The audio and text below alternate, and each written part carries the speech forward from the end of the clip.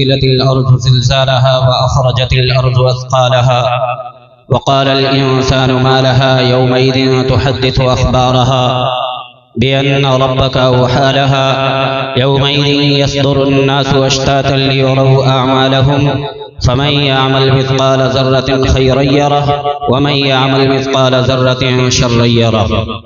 सदक़ल्लाहुल अज़ीम व सदक़ रसूलुहुन नबियुल करीम व नहनु अला ज़ालिका लमिनश शाहिदीन वश्शाकिरीन वल्हम्दुलिल्लाहि रब्बिल आलमीन।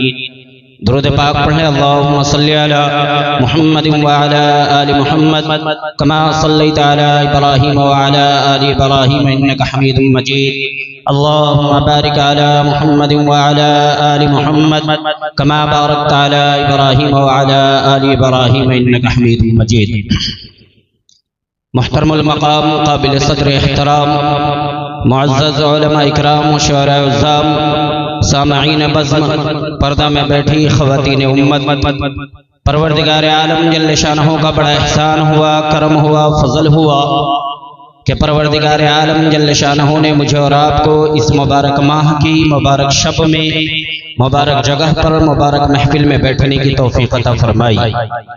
और परवरदिगार आलम जल्ल शानहू का बड़ा एहसान हुआ, करम हुआ, फजल हुआ कि परवरदिगार आलम जल्ल शानहू ने मुझे और आपको तमाम दुनिया की गंदगियों से काटा, छांटा, निकाला, कीड़े मकोड़े ना बनाकर, शजरो हजर ना बनाकर, कंकरी ना बनाकर परवरदिगार आलम जल्ल शानहू ने मुझे और आपको इंसान बनाया और उम्मत मोहम्मदिया में पैदा फरमाकर दिल के बर्तन में ईमान नसीब फरमाया।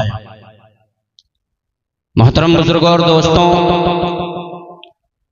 मैंने अभी भी आप हजरात के सामने कुरान करीम के 30वें पारे की एक मुख्तसर सूरत जो 8 आयतों पर मुश्तमिल है,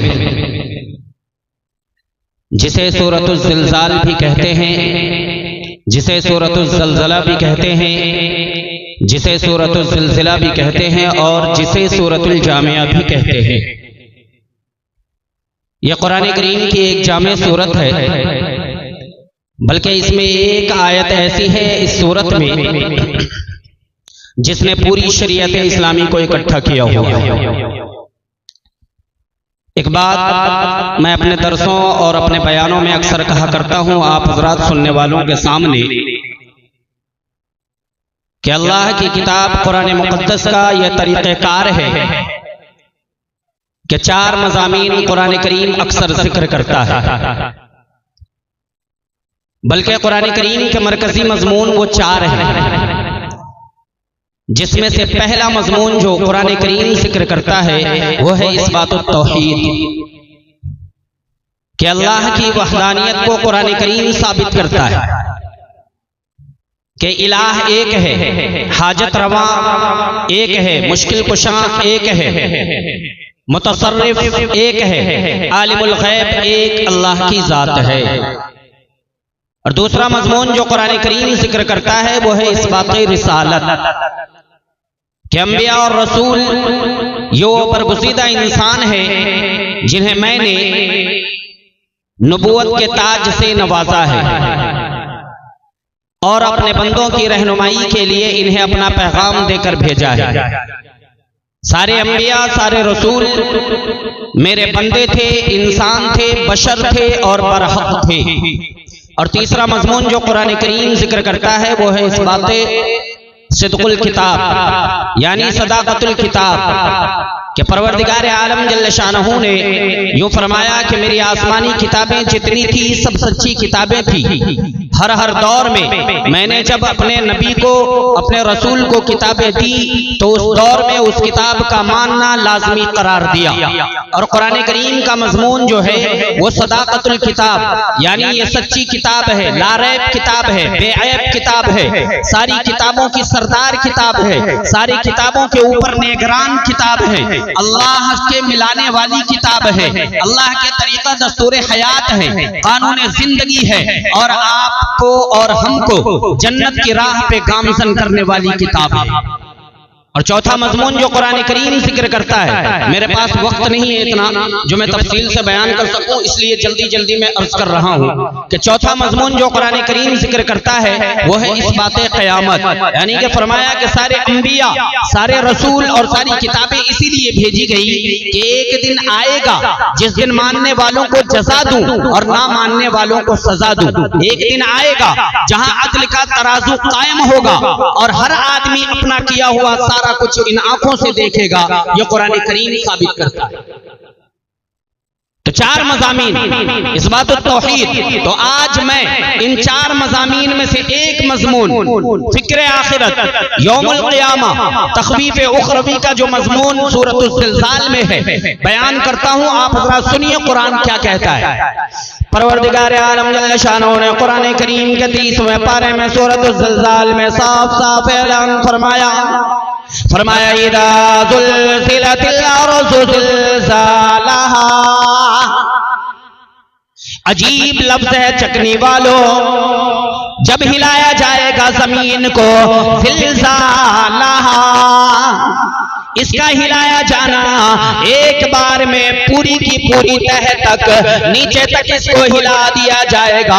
सिर्फ हिलाया जाना नहीं कहा, क्योंकि हिलती तो आजकल भी है। कभी कहते हैं हैदराबाद में ज़लज़ला आया, कभी कहते हैं अहमदाबाद में ज़लज़ला आया, कभी कहते हैं मुंबई महाराष्ट्र में ज़लज़ला आया, कभी कहते हैं चेन्नई मद्रास में ज़लज़ला आया, कभी कहते हैं कर्नाटक बेंगलोर में ज़लज़ला आया, कभी कहते हैं चीन और नेपाल में ज़लज़ला आया, कभी कहते हैं जापान में ज़लज़ला आया, कभी कहते हैं मलेशिया में ज़लज़ला आया। ये ज़लज़ले मुराद नहीं है, बल्कि मफ़ऊल मुतलक को मुज़ाफ करके बयान किया, ज़मीर की तरफ इशारा किया।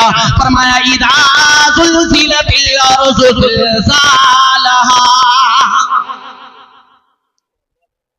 जब जमीन को झंझोड़ दिया जाएगा, जुम्बश दी जाएगी, जोरदार झटका दिया जाएगा, जोरदार हरकत दी जाएगी। ज़िलज़ालहा, इसका झंझोड़ देना, पूरी जमीन हिला के रख दी जाएगी। कैसे हिलेगी? अल्लाहु अकबर, जब हिलेगी सारी कायनात हैरान रह जाएगी। परवरदिगार आलम जल्ल शानहू ने इसी मजमून को कुरान करीम के इससे पहले की सूरतों में बयान किया। कुरान कहता है इज़ा समाउ शक़्क़त, जब आसमान फट जाएगा, वाज़िनत लिरब्बिहा व वक़्क़त, और जब ये अपने रब की बात की तरफ, हुक्म की तरफ कान लगाएगा, और यही लायक है उसके। व इज़ल अर्ज़ु मुद्दत, और जब जमीन को खींच के बिछा दी जाएगी, इसको खींचा जाएगा। वअलक़त मा फ़ीहा व तख़ल्लत, और जमीन के अंदर जो कुछ है जमीन इसे बाहर फेंक देगी। कुरान करीम है दूसरी जगह जोरदार अल्फाज में तुम्हें ऐलान करके कहता है, 17वां पारा है, सूरतुल हज है। फरमाया ये ज़लज़ला ऐसा वैसा ज़लज़ला तो नहीं होगा, ये इतना दहशतनाक ज़लज़ला होगा, इतना अहम ज़लज़ला होगा, इतना शदीद ज़लज़ला होगा। कुरान करीम है 17वां पारा है, सूरतुल हज है। परवरदिगार आलम जल्ल शानहू ने फरमाया या अय्युहन नास, ओ लोगों, इत्तक़ू रब्बकुम, डरो अपने परवरदिगार से। इन्ना ज़लज़लतस साअती शैउन अज़ीम, इधर फरमाया हिलाया जाएगा, और अभी बताया जा रहा है इसका हिलना कोई मामूली तो नहीं होगा। इन्ना ज़लज़लतस साअती शैउन अज़ीम, बेशक क़यामत का ज़लज़ला बहुत बड़ी चीज है। आज मुसलमानों को ये कहानी मालूम होता है, किस्सा मालूम होता है, इधर से सुनते हो इधर से निकाल देते हो। खुदा की कसम मैं कभी कभी कहा करता हूँ, अपनी अमीरी पे घमंड ना किया करो, अपने ताकतों पे घमंड ना किया करो। ना मालूम कैसे कैसे अमीरों को परवरदिगार ने इसी खाक में मिला दिया। मेरे जुमले हैं, परवरदिगार की जात वो जात है, कभी किसी फकीर को तख्ते शहंशाह पे बैठा देता है, तो कभी किसी अमीर का कान पकड़ कर कटोरा लेकर गलियों में भीख मंगवा देता है। हाँ, इज़ा क़ज़ा अमरन फ़इन्नमा यक़ूलु लहू कुन फयकून, वो उसकी जात है। जब किसी काम को करने पर आता है कहता हो जाओ, हो जाया करता है। जिंदा मिसाल आपके सामने। परवरदिगार आलम जल्ल शानहू ने थोड़ा सा अज़ाब का हवा चलाया। जिंदा मिसाल यूट्यूब के जरिए, सोशल मीडिया के जरिए, अखबारों के जरिए आपने सुना होगा, पढ़ा होगा। परवरदिगार आलम जल्ल शानहू ने थोड़ा सा अज़ाब का हवा चलाया। खुदा की कसम, दुनिया में कहलाने वाला मुल्क अमेरिका सारे जहान का हाकिम कहलाया फिरता है। थोड़ा सा अज़ाब अल्लाह तबारक व तआला ने चलाया, घुटने पे अमेरिका जैसे देश को लाके खड़ा कर दिया। थोड़ा सा पानी को मोहताज हो गए, वो जात है। अब परवरदिगार आलम जल्ल शानहू से सवाल करो, इन्न ज़लज़लत अस्साअति शैउन अज़ीम, या अल्लाह ये बेशक कयामत जो है वो बहुत बड़ी चीज है, होगा क्या उस दिन, क्या होगा, कैसा मंजर होगा, क्या हाल बनेगा। तो परवरदिगार आलम जल्ल शानहू ने तुम्हें कुरान करीम के जरिए जवाब दिया।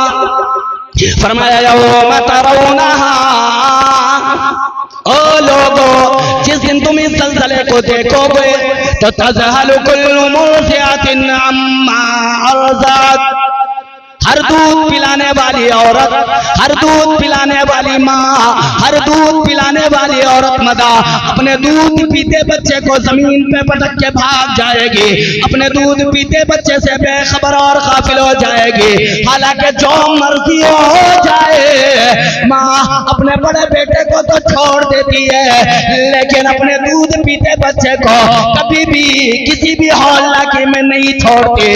लेकिन कुरान कहता है ये ज़लज़ला ऐसा होगा, हर दूध पिलाने वाली माँ अपने दूध पीते बच्चे से बेखबर हो जाएगी। कौन सी औरत?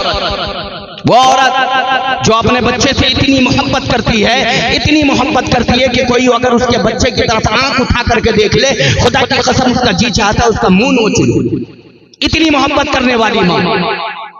अगर तुम्हें ऐसे भी पता नहीं चलता, एक नमूना देता हूं कि वालिदैन या वालिदा अपनी औलाद से कितनी मोहब्बत करते हैं। हजरत मालिक बिन दीनार रहमतुल्लाह अलैह का नाम सबों ने सुना होगा। हजरत मालिक बिन दीनार रहमतुल्लाह अलैह बैतुल्लाह के सामने बैठे हुए हैं, आखिरी दिन है, कल हो के अपने मुल्क अपने देश को वापस आना है, फजर का वक्त है, तहज्जुद का वक्त है। फरमाया दो फरिश्ते आ गए और एक फरिश्ता सवाल करने लगा, ये बताओ इस साल कितने हाजी हज करने के लिए आए। दूसरे फरिश्ते ने जवाब दिया 4 लाख हाजी आए। फिर पहले फरिश्ते ने सवाल किया, बताओ तो सही क्या सब 4 लाख लोगों का हज कबूल हो गया। फिर वो दूसरा फरिश्ता कहता नहीं नहीं, 4 लाख लोगों में से सबका हज कबूल हुआ, बस एक का हज उसके मुंह पे मार दिया गया। हजरत मालिक बिन दीनार रहमतुल्लाह अलैह सजदे में सर रख के रोने लगे, या इलाही या तो उसका नाम बता दे, या कहीं वो बदबख्त इंसान मैं तो नहीं कि मेरा हज कबूल नहीं हुआ। या अल्लाह जब तक तो उसका नाम नहीं बताएगा मालिक बिन दीनार यहां से हिलेगा नहीं। खुदा की कसम रिवायत में लिखा हुआ है मालिक बिन दीनार रहमतुल्लाह अलैह सजदे में पड़े रहे, अल्लाह की इबादत में, अल्लाह के हम्दो सना करते रहे, न खाया न पिया न सोया। शाम का वक्त है, आंखें सूजी हुई है, फूली हुई है। शागिर्द ने मुरीद ने पूछा क्या हुआ, क्या बनी? कहा कुछ नहीं।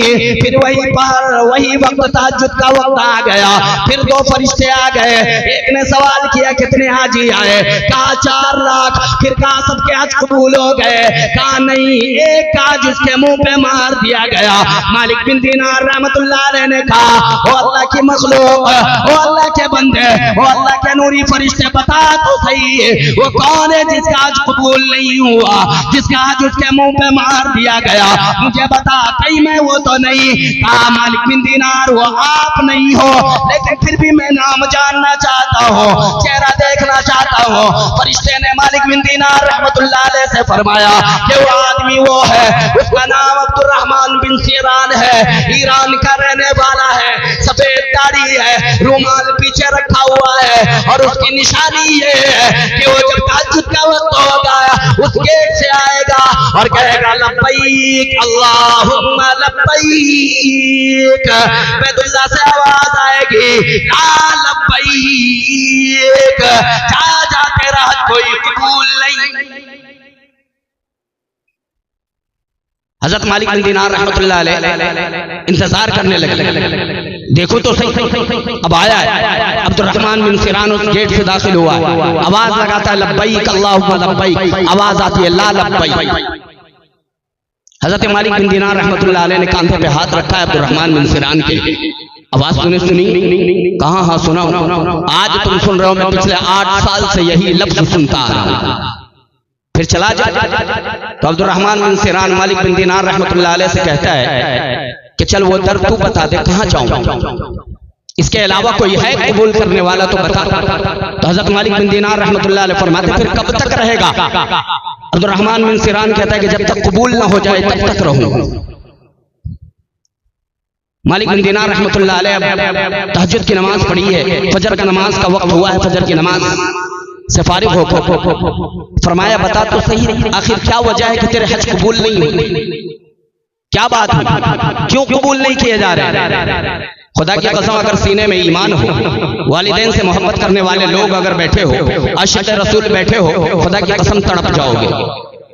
परवरदिगार आलम जल्ल शानो के लाडले नबी के लाडले गुलाम मालिक बिन दीनार रहमतुल्लाह अलैह फजर की नमाज के बाद सवाल करते हो अब्दुर्रहमान क्या हुआ, क्या बनी, क्या वजह हुई जो तेरे हज कबूल नहीं किए जाते? कहता है मैं तुम्हें क्या बताऊं, किस मुंह से बताऊं, बता तो सही क्या बात है तेरे हज कबूल नहीं किए जा रहे? अब्दुर्रहमान बिन सिरान ने जुमले कहा ओ मालिक बिन दीनार रहमतुल्लाह अलैह, मैं वो बदबख्त आदमी हूं जिसने अपने हाथ से अपने मां के गाल पे थप्पड़ मारा था। मालिक बिन दीनार रहमतुल्लाह अलैह दूर भागने लगे, आवाज देता हो मालिक कहाँ चले हो, किधर जा रहे हो? कहने लगे मैं तुझसे दूर होता हूँ इसलिए कि अल्लाह का अज़ाब जो तुझ पे बरस रहा है कहीं उसके छींटे में मैं भी गिरफ्तार न हो जाऊं। फिर मालिक बिन दीनार रहमतुल्लाह अलैह ने वो बच्चे के कांधे पे हाथ रखा, ओ बदबख्त क्या कभी तूने माफी नहीं मांगी, क्या मां के कदमों में कभी गया नहीं?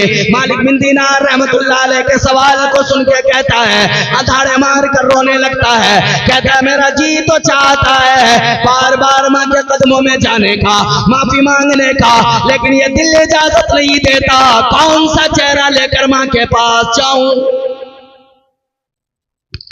मालिक बिन दीनार रहमतुल्लाह अलैह ने फरमाया इस वक्त तेरी माँ किधर है? कहने लगे मेरी माँ भी यही है, पिछले 8 सालों से मैं भी हज करने आता हूँ, वो भी हज करने आती है, लेकिन मेरे माँ के ऊपर अल्लाह की रहमत की बारिश होती है, मैं बदनसीब बदबख्त आदमी पे अल्लाह का अज़ाब नाज़िल होता है। कहा कभी माफी तो मांग ले, चल चल मैं माफी मांग ले, तेरी माँ किधर है? कहने लगा मेरी माँ की निशानी है ईरान के काफलों के साथ मौजूद होगी, ईरान वाले खेमे में मौजूद होगी, कुरान पाक की तिलावत कर रही होगी, एक आंख यूं छुपाए बैठी होगी और अल्लाह के कुरान की तिलावत कर रही होगी, ये निशानी है।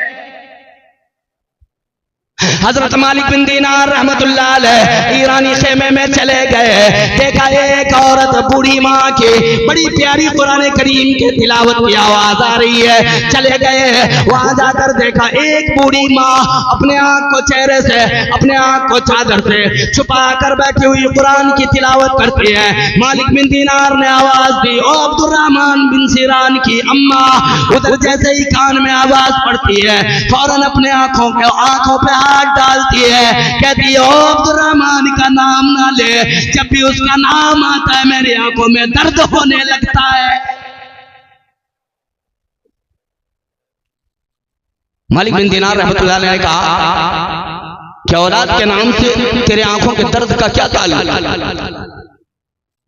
मालिक बिन दीनार रहमतुल्लाह अलैह ने सवाल किया, दिल से आवाज आई, अब्दुर्रहमान बिन सिरान की अम्मा कहती है औलाद के नाम से कोई तकलीफ नहीं, लेकिन उसने जो हरकत की उसकी वजह से तकलीफ है। मैं वो बदनसीब माँ हूँ जिसके गाल पे औलाद के तमाचे पड़े हैं।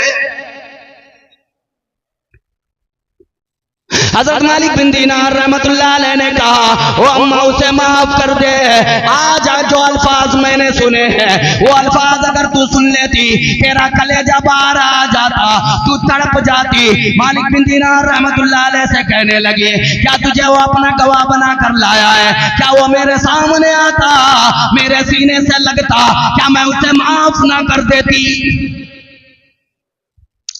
चुनांचे अब्दुर्रहमान को यूं पकड़ा है मालिक बिन दीनार रहमतुल्लाह अलैह ने, अल्लाह के माँ के कदमों में डाल दिया। जैसे ही डाला है माँ की नजर मिली, औलाद की नजर मिली, माफ कर दे, माफ कर दे। और माओ की आदत होती है, बूढ़ा बेटा भी अगर चला जाए तो कहती है मेरे चांद का टुकड़ा, मेरा बच्चा, और सीने से लगा लेते हैं। खुदा की कसम अब्दुर्रहमान बिन सीरान की अम्मा ने सीने से लगाया, माँ माफ कर करके रो रही है, औलाद माफी मांग मांग के रो रहा है। मालिक बिन दीनार रहमतुल्लाह अलैह पास खड़े हुए हैं, खुदा की कसम उधर माँ माफ करती जा रही है, बेटा माफी मांगता जा रहा है, दोनों रोते जा रहे हैं, आंसुओं का सैलाब बहता हुआ जा रहा है। उधर उसने अपनी आंखें पकड़ ली, आंखें पकड़ कर रोने लगी, कहने लगी मेरे आंखों में तकलीफ हो गई। मालिक बिन दीनार रहमतुल्लाह अलैह ने उनकी चादर को आंख से हटाया, देखा एक आंख नहीं, जब वो चादर हटी है तो माँ देती है, कहती है ओ मालिक बिन दीनार, अब्दुर्रहमान बिन सीरान ने जिस दिन मुझे थप्पड़ मारा, इतना जोर से थप्पड़ मारा, एक आंख बाहर निकल के आ गई थी। एक आंख बाहर निकल के आ गई हुई है, फिर भी वो माँ अपने औलाद को माफ कर करके रो रही है, औलाद माफी मांग मांग के रो रहा है। रोते रोते माँ अपने बच्चे को सीने से लगाए हुए जाती है, देखती है एक बाजू है, दूसरे बाजू की तरफ जब हाथ पहुंचता है देखा कि एक हाथ मौजूद नहीं, चीख मारती है, ओ मेरे बेटे अब्दुर्रहमान, मैं जब तुझे कोख से गोद में लाई थी तेरे दोनों हाथ सलामत थे, आज एक बाजू किधर है? कहने लगा अम्मी जान, जिस दिन तुझे थप्पड़ मारा था उसी दिन खंजर के नीचे अपने हाथ को काट के फेंक दिया। इधर माँ माफ कर करके रो रही है, औलाद माफी मांग मांग के रो रहा है। खुदा की कसम अल्लाह की तरफ से आवाज आई, ओ अब्दुर्रहमान तेरी माँ ने तुझे माफ कर दिया, जा आज का भी हज कबूल करता हो और पिछले 8 सालों के भी हज कबूल करता हो। मैं यही बताना चाहता हूं दोस्तों, खुदा की कसम, रब्बे जुल जलाल की कसम, वो कयामत का मंजर कितना खौफनाक होगा। इधर आंख बाहर आ जाती है, एक थप्पड़ में ऐसी औलाद से भी इतनी प्यार, इतनी मोहब्बत कि माफ कर देती है, लेकिन कयामत का सलसला इतना होगा, यौम तरौनहा तज़हलु कुल्लु मुर्दिअतिन अम्मा अर्ज़अत, फरमाया इतना खतरनाक मंजर होगा, दूध पीने वाली पिलाने वाली माँ अपने दूध पीते बच्चे को से बेखबर हो जाएगी। कितना हौलनाक मंजर होगा, जरा अंदाजा लगाए आप जरा सोचे, आप उस रसूल की उम्मत है, इतनी मोहब्बत करने वाली माँ भी अपने बच्चे से बेखबर हो जाएगी। आगे भी इरशाद फरमाया परवरदिगार आलम जल्ल शानहू ने, फरमाया वतज़उ कुल्लु ज़ाति हम्लिन हम्लहा, फरमाया एक तरफ वो माँ दूध पिलाने वाली माँ अपने बच्चे से बेखबर हो जाएगी। अगर दूध पिलाने वाली माँ ना हो, दूध पीता बच्चा ना हो, अगर किसी के पेट में बच्चा हो, अगर औरत हामला होती है वो बहुत एहतियात करती है हमल ज़ाया ना हो जाए, बच्चा बर्बाद ना हो जाए, लेकिन कुरान कहता है वतज़उ कुल्लु ज़ाति हम्लिन हम्लहा। परवरदिगार आलम जल्ल शानहू ने फरमाया उस दिन इतना दर्दनाक मंजर होगा, इतना हौलनाक मंजर होगा कि दूध पीते बच्चे तो दूर की बात है, अगर कोई हामिला चीज हो तो हमल अंदर नहीं ठहरेगा, बाहर आ जाएगा। हमल अंदर नहीं ठहरेगा, बाहर आ जाएगा, चाहे वो इंसान हो चाहे वो हैवान हो। हाँ, वतज़उ कुल्लु ज़ाति हम्लिन हम्लहा। फिर परवरदिगार आलम जल्ल शानहू से सवाल किया जाए, ओ परवरदिगार, ओ रब्बे कायनात, ओ मेरे पालनहार, फिर लोगों का क्या होगा? तो कुरान कहता है वतरन्नास सुकारा, तुम लोगों को देखोगे नशे में, जैसे सख्त नशावर शराब पीने वाला जिसे अपने वजूद का कुछ पता नहीं होता, सही गलत रास्ते का उसे पता नहीं होता, वो हवास बाख्ता होता है, कभी खिड़की से जा टकराता है, कभी इधर उधर चलता है, वो अपने होश हवास में नहीं होता। लेकिन कुरान कहता है वो नशे में नहीं होंगे, वो माहुम बिसुकारा, वो नशे में नहीं होंगे। या अल्लाह, जब नशे में नहीं होंगे तो नशे वाली हालत में क्यों नजर आएंगे? फरमाया वलाकिन्ना अज़ाब अल्लाहि शदीद, अल्लाह का अज़ाब सख्त होगा, अल्लाह का अज़ाब सख्त होगा। वलाकिन्ना अज़ाब अल्लाहि शदीद, इसलिए कि अल्लाह का अज़ाब सख्त होगा, इतना हौलनाक मंजर होगा। उसी का बयान परवरदिगार आलम जल्ल शानहू ने सूरत ज़िलज़ाल में फरमाया। और ये इतना खतरनाक मंजर, ये कोई मामूली बात तो नहीं, पहाड़ रेजा रेजा हो जाएंगे, आसमान के टुकड़े टुकड़े हो जाएंगे, जमीन एक बिछौना बन जाएगी, कोई ऊंच नीच उसमें नहीं होगा, ये कोई मामूली बात तो नहीं। उसी का बयान परवरदिगार आलम जल्ल शानहू ने सूरत ज़िलज़ाल में फरमाया। फरमाया इज़ा ज़ुलज़िलतिल अर्ज़ु ज़िलज़ालहा, या अल्लाह ये तो पहला मंजर है, फिर क्या होगा? फरमाया जो कुछ होगा उस होने वाले अहवाल में से एक हालत ये बनेगी, वअख़रजतिल अर्ज़ु अक़्लाहा, कि जमीन अपना सारा बोझ बाहर फेंक देगी, जमीन अपना सारा बोझ बाहर फेंक देगी। मुफस्सिरीन ने इसके दो कौल बयान किए, एक ये कि ये क़यामत का मंजर होगा कि जिन खजानों के पीछे हम और आप आज मर रहे हैं वो सारे खजाने बाहर आ जाएंगे, न मालूम इसमें कितने लोग दफन हैं, पैगंबर और रसूल दफन हैं, बड़े बड़े उलमा, औलिया, सहाबा, तमाम के तमाम चीजें इसमें दफन है, सोने चांदी तमाम चीजें इसमें दफन है। फरमाया कि एक कौल ये कि कयामत का मंजर होगा कि जिन खजानों के पीछे आज हम और आप मर रहे हैं, बाप बेटे का दुश्मन बना फिर रहा है, बेटा बाप का दुश्मन है, भाई भाई का दुश्मन बना फिर रहा है, खुदा की कसम ये सोने ये तमाम हीरे जवाहरात याकूत और मरजान सारे बाहर आ जाएंगे। फरमाया कोई उठाने वाला भी नजर नहीं आएगा। परवरदिगार आलम जल्ल शानहू के लाडले नबी, मेरे तेरे नबी, सारी कायनात के नबी, इमामुल अंबिया महबूब किबरिया हज़रत मुहम्मद रसूलुल्लाह सल्लल्लाहु तआला अलैहि वसल्लम ने इरशाद फरमाया, जब चोर आके देखेगा तो कहेगा ये वही खजाना है जिसकी वजह से मेरे हाथ कटे थे। कोई देखने वाला के देखेगा तो कहेगा यही वो खजाना है जिसकी वजह से मैंने अपने भाई पे गोली चलाई थी। क्या ये वही माल है? क्या ये वही खजाना है जिसकी वजह से मैंने अपने रिश्ते नाते तोड़ लिए थे? हाँ, ये पहला मंजर। मुफस्सिरीन का दूसरा कौल ये है कि वाखरजतिल अर्ज़ु अक़्लाहा, कि क़यामत के दिन तमाम मुर्दे जो है वो जिंदा होकर के बाहर आ जाएंगे। बस ये आखिरी बात करके अपनी जगह लेता हूँ, चूंकि 20 से 25 मिनट का वक्त मिला था, शायद वो मुकम्मल हो गए, मैं अपने वक्त से ज्यादा बढ़ रहा हूँ शायद। तो मैं ये अर्ज कर रहा था कि मुफस्सिरीन का दूसरा कौल ये है कि ये मुर्दे हैं वो जिंदा होकर के बाहर आ जाएंगे। और न मालूम हजरत आदम अलैहिस्सलातु वस्सलाम से लेकर अब तक कितने लोग इसमें जा रहे हैं और कितने लोग जाएंगे क़यामत तक, वो सारे जिंदा होकर के बाहर आ जाएंगे। कुरान कहता है वनुफ़िख़ फ़िस्सूर, जिस दिन सूर में फूंका जाएगा, फ़इज़ा हुम मिनल अजदासी इला रब्बिहिम यंसिलून, यकायक लोग अपनी कब्रों से जिंदा होकर, फ़इज़ा हुम मिनल अजदासी इला रब्बिहिम यंसिलून, अपने रब की तरफ दौड़ रहे होंगे। कालू या वैलना मम बअसना मिन मरक़दिना, कुरान कहता है कि लोग जब अपनी कब्रों से उठेंगे तो ये कहते हुए उठेंगे, हाय अफसोस हमें किसने अपने आराम गाहों से उठा दिया, जगा के उठा दिया।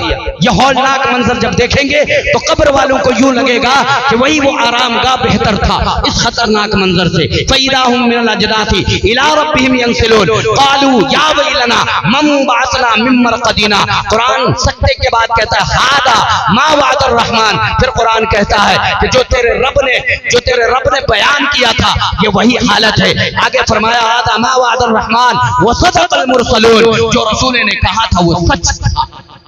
फिर उस दिन बात समझ में आएगी। अल्लाह तबारक व तआला से दुआ करें कि अल्लाह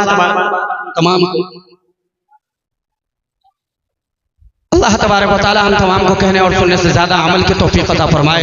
व आखिर दावा